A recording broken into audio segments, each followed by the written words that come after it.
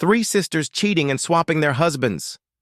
As I, then 25-year-old Norma Bullock, approached the formidable modern medical office building in Baltimore, I had high hopes that neurologist Stephanie Hager would help my sisters and me come to a rational way of doing things in life.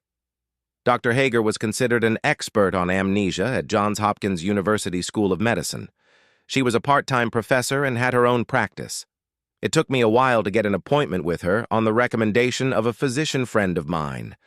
I hoped she would help rather than kick me out of her office, especially since health insurance didn't pay for what I was seeing her about, and her hour-long office visit, payment in advance, cost me and my sisters $650.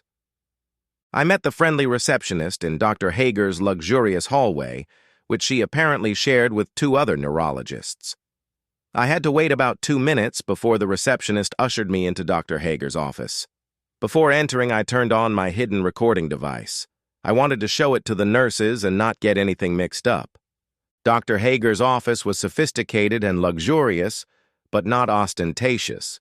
There were bachelor's degrees from Northwestern University, a master's degree from Harvard, and an MD from Tufts, as well as many awards hanging on the wall, taking up most of the wall more than 4 feet above the floor. Despite all these awards, however, she looked young and trim in her unrimmed glasses, which seemed to emphasize her professional appearance rather than enhance her vision. Every detail of her clothing looked impeccable and expensive, and there wasn't a single extra hair in her straight, layered forehead hairstyle.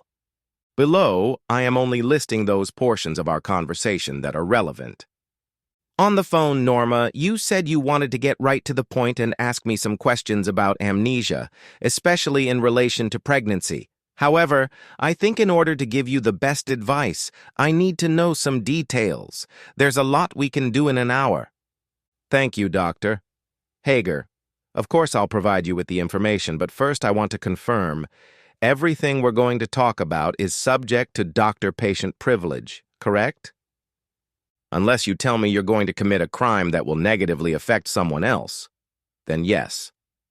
Is it okay if we talk hypothetically, since some of the things I'm about to talk about aren't necessarily what I or my sisters are thinking of doing, but rather are meant to be general information?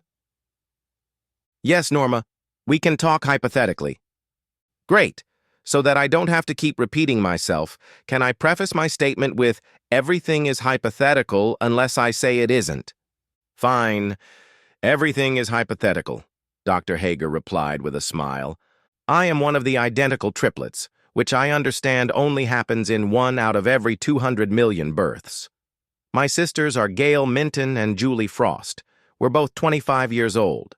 What makes our situation unique is that when we were born to an 18-year-old mother, she gave us up for adoption through the church, and we were placed with 3 different families in 3 different cities, even though we were no more than 250 miles apart. Our adoptive parents never told us we were triplets, perhaps because we suspect they didn't know it themselves, I began. That's a strange hypothesis, Dr. Hager replied. It gets even weirder. I laughed and paused before continuing. For different reasons, all 3 of us took the 23andMe test at the age of 21 and got genealogical information. It may have involved some sort of triple telepathy, but we did it within 3 months of each other. We each had a sense of incompleteness about our entire lives up to that point, which is probably why we all turned in our DNA. I was the last one to get my report. Hypothetically, you all did it independently of each other within 3 months? Asked Dr. Hager, apparently completely surprised. Yes. At any rate, by the time I got my results, Gail and Julie had already gotten off the phone, and when their results matched mine, they contacted me right away. I was shocked at first, but then it all made sense, given my sense of incompleteness about my whole life. We arranged to meet in person at a central location, only 90 minutes away for each of us. I took a sip of the drink the receptionist offered me, saw Dr. Hager looking at me intently, and continued. At our first meeting, we were shocked to find that not only did we look alike, but we had the same hairstyles, wore dresses as if they were from the same collection, and shared many of the same mannerisms. In addition, we were all getting teacher certifications in 3 different states to teach elementary school.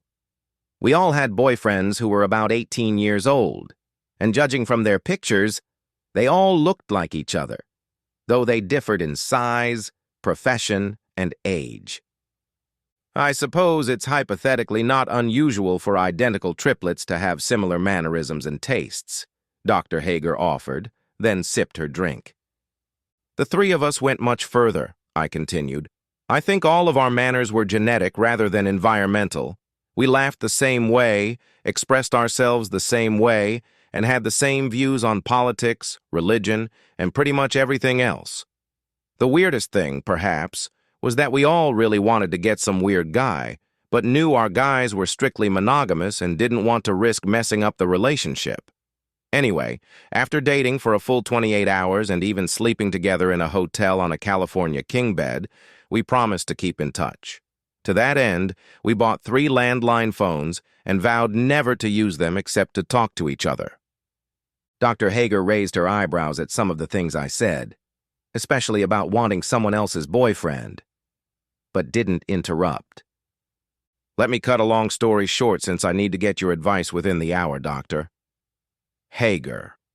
After we talked to each other almost every day, dated 3 more times, and married our boyfriends, each of us keeping our relationships a secret from everyone else, Gail called our first meeting after we got married, about 5 months after the last of us got married. Gail is a little more feisty than Julie and I, so she was the first to voice the concept, although Julie and I got to it without her prompting, too. Then I took a deep breath. What? Asked Dr. Hager. Can I repeat that it's hypothetical? I grinned mischievously.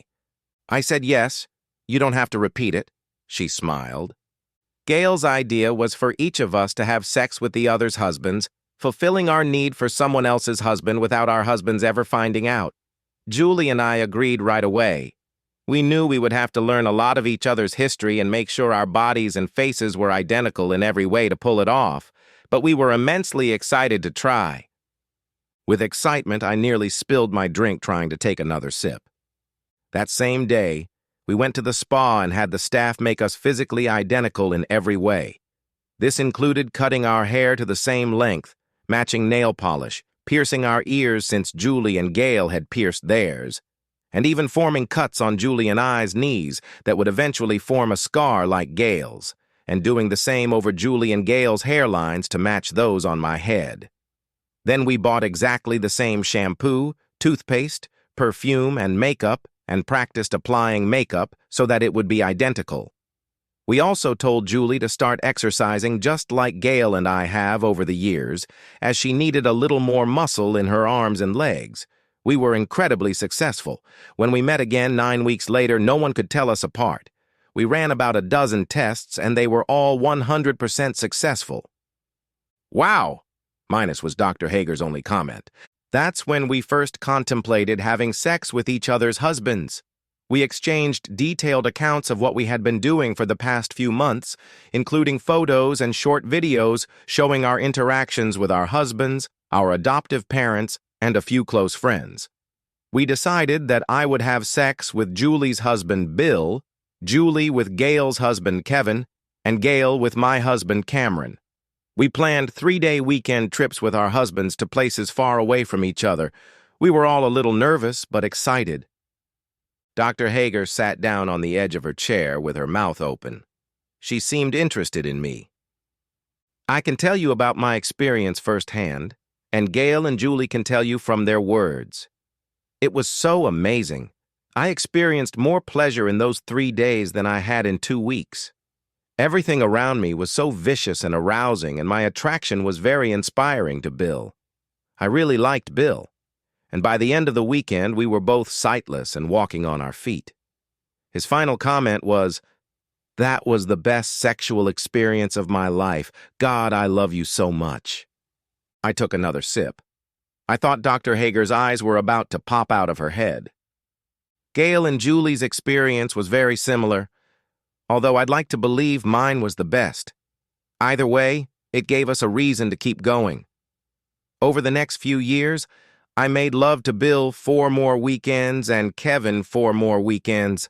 Of course, Gail and Julie also made love to Cameron, Bill, and Kevin, and about 9 months ago we had a major scandal. I got to the heart of the situation and started to get nervous. After a long pause, during which I obviously blushed, Dr. Hager said, "Go ahead, Norma.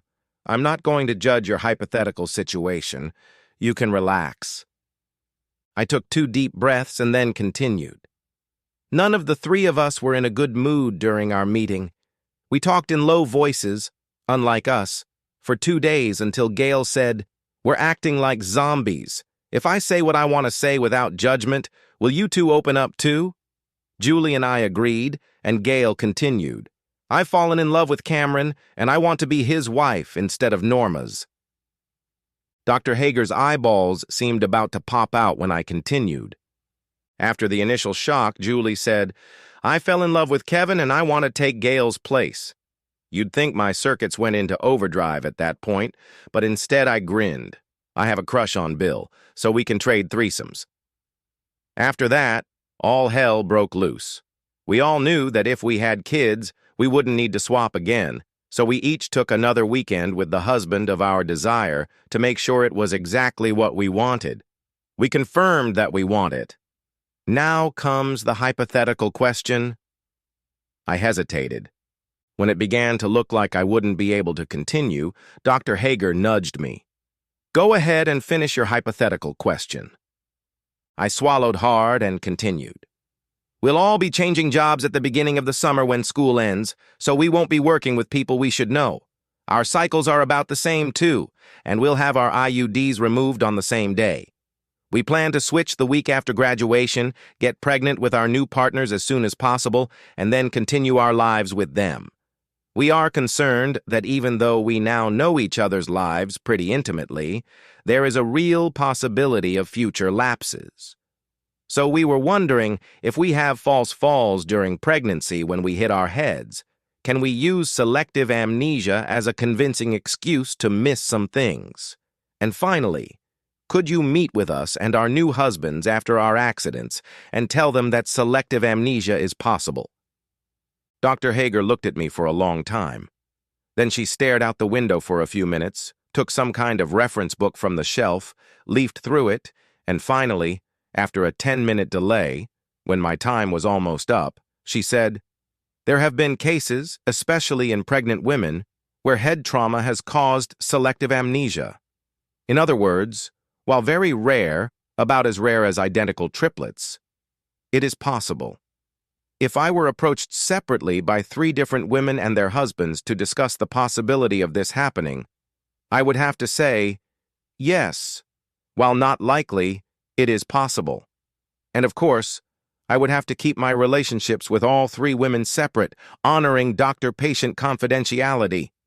I burst into tears, spontaneously ran up to Dr. Hager and hugged her, and she stroked my back, and when we broke contact, handed me a tissue for my face. Then she said softly, "There is an alternative to your hypothesis. You could meet your husbands and tell them, and then divorce and get legally married." I knew that would never happen because it would piss off all 3 guys and we would end up with 3 divorces and no marriages, but I said nothing. Then Dr. Hager continued, "However, if, hypothetically, the 3 women decided to proceed as you suggested, here is a website that has an article they should all read." After saying that, she handed me a piece of paper on which the website was written. I thanked Dr. Hager, gave her a big hug, and walked out of her office with tears in my eyes but joy in my heart. When I met with Gail and Julie, no more hypothesizing, they agreed that the alternative scenario Dr. Hager had proposed would never work. We all read and reread her proposed article, absorbed as much information as we could about the new lives we were about to embark on, and then set a date to exchange husbands and lives. After we exchanged driver's licenses, passports, birth certificates, and other documents, the day of the exchange fell on a Friday, when schools had been out of session for a week in all 3 of our states. I made Bill's favorite dinner, hopefully as good as Julie's, and snuggled up to him afterward. "Hey, big guy," I said, using Julie's usual nickname. "I'm really in the mood to have some babies. I guarantee it'll be the most fun you'll ever have in your life. How about this? Your business is doing great, and even if I can't work again for a while, we'll be fine financially." "What's this I hear about the most fun trip of my life?" He grinned. I immediately started caressing Bill's body. Although Julie, Gail, and I were alike in many ways, the obvious reason we ended up falling for each other's spouses was that we have different sexual proclivities. Similar situations exist for Gail, Cameron, and Kevin, so thanks to our exchange, we are all now completely matched sexually with our spouses. Next, we made love and enjoyed each other's bodies.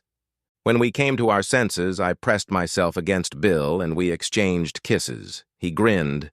"You'll be true to your word, won't you hot fool?" "I'll wear you out, asshole," I giggled back between kisses. About a week after that, after wild sex every day of the week, when Bill and I were lying in bed together after another great lovemaking session, he kissed me and said, "Julie, I've always loved you and loved sex with you. But with the exception of a few weekends in the last few years, you and I have never been as in sync as we have been in the last week. Are you changing?" I smiled at him, kissed him hard, and then said, "I want to please the father of my children. I want him to be the most satisfied man on the planet." Despite encountering bumps along the way, things went surprisingly well for the next few years. Whenever I talked to Norma and Gail, since I was now Julie, I called Gail Norma to get used to our new names, which was at least every other day. They were doing great, too. I got pregnant probably a week after moving in with Bill, and 6 weeks later, it was confirmed.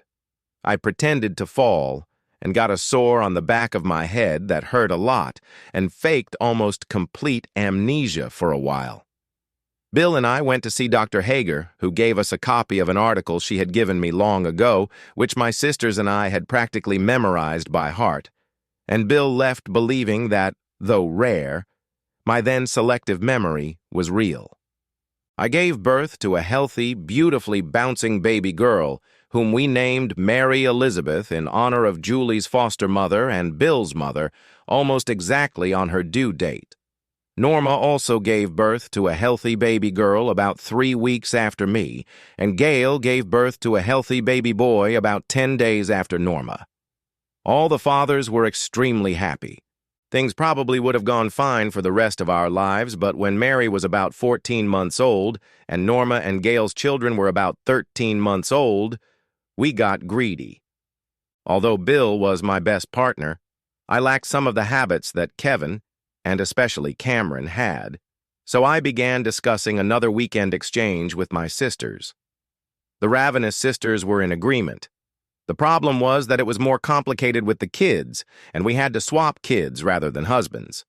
Somehow the kids were able to notice the difference between us, and the weekend was not in vain. Kevin, who I was with, seemed especially suspicious. I hoped things had fallen into place when, about 2 months after our disastrous weekend exchange, Bill came home Friday night with a wide grin and told me that he had won a free weekend at a resort and that Mary and I would be traveling there tomorrow morning. His excitement carried over to me, so I was enthusiastic too as we drove to the resort. After we checked in, Bill checked his cell phone and then said, "Let's go out on the South Terrace and have a drink and watch Mary frolic around." It was a great idea. Unfortunately, Kevin was some kind of techie and miscalculated everything, because when we arrived, there were guys with sly smiles and my sisters with grim looks sitting on the terrace, the real Julie and Gail and Kevin and Cameron. As I sat down next to my sisters, as if in line for the guillotine, Kevin snickered, "So, girls, what the hell is going on?" After much crying, figurative arm-twisting, screaming men, and too hell of a night, the guys packed up and went out drinking, telling the 3 of us, "Don't wait around and don't complain if we bring the cheating girls." Luckily, they didn't bring them, and the next day they were hung over. While they were having fun, Julie, Gail, and I made a decision. We will again, as we have done many times that weekend, admit we did wrong and apologize again. Then we'll tell them that they have the best life, including sex life, of any guy they've ever known, and we have to stick to the current arrangements or the three of us will get a divorce and custody of their precious children. To our surprise, when they finally sobered up the next day, all three guys simply said, "Okay, but we demand that you all get distinctive tattoos on normally visible body parts. There will be no future changes, and you will sign an appropriate prenuptial agreement that no family member will be told about."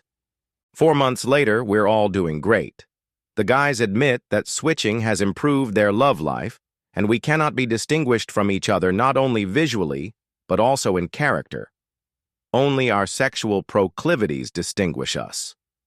In keeping with our sexual preferences, I have a shark tattooed on my ankle. Norma, formerly Gail, has a hawk, and Gail, formerly Julie, has a butterfly tattoo. We triplets, our husbands and children, socialize with our distant relatives from time to time. They all truly believe we are who we say we are. Everyone seems to be content. We haven't told anyone about Dr. Hager's involvement. The end. Subscribe to my channel. Thank you.